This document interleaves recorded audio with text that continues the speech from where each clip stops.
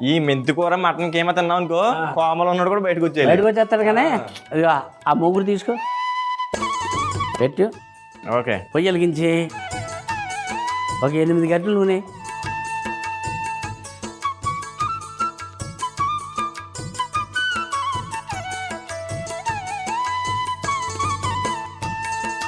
అదెందుకు అడుగుతావు కదని ఉప్ప వేసే ముందు వేసే మంట తగ్గించదు. తగ్గిందా?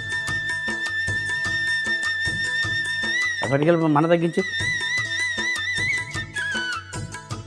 గరం మసాలా,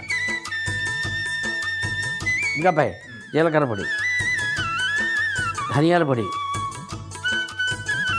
కారం, అల్లం వెల్లుల్లి పేస్ట్. ఇప్పుడు కలిపాయి. ఆ నూనె వేడెక్కిన తర్వాత ఉల్లిపాయలు, పచ్చిమిరకాయలు, మెంతాకు అన్నీ వేస్తాం కదా. ఆ లోపలికి కాస్త బాగా నానుతుంది అనమాట.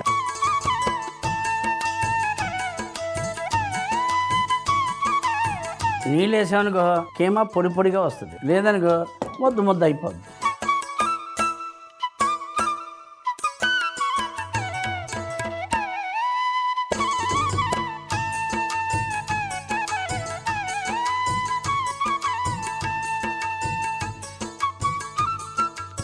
ఏగిపోయింది నూనె, ఉల్లిపాయలు వేస్తాను.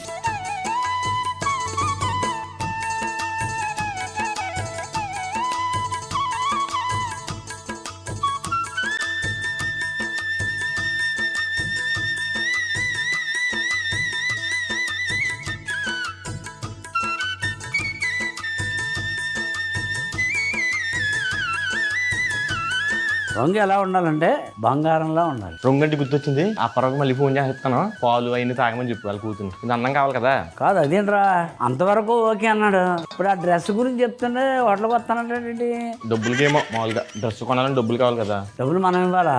ఏమో అప్పటితో కొత్తనాడు ఏమో ఎవడో తెలుసు. ఇప్పుడు పచ్చిమిరకాయలు వేస్తానరా,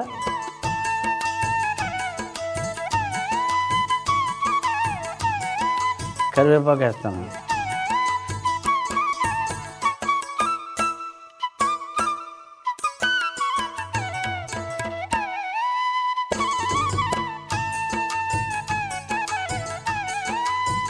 చూసా మెంతికూర వేస్తాను. అసలు కూర అది కదా, అది మనం చేసేదే మెంతికూర.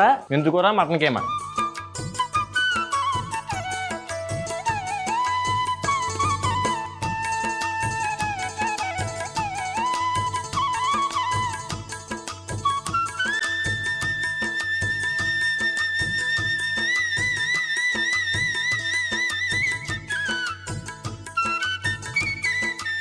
ఇది అబ్బాయి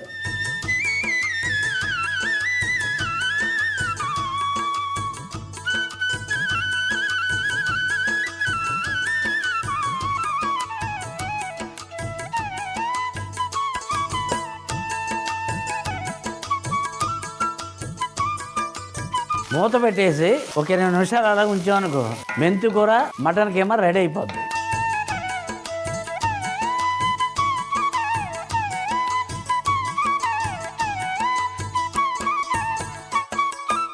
ఇరవై నిమిషాలు బాగా మగ్గింది అబ్బాయి. అది తీసుకో, అక్కడ అట్టాకు పెట్టాం.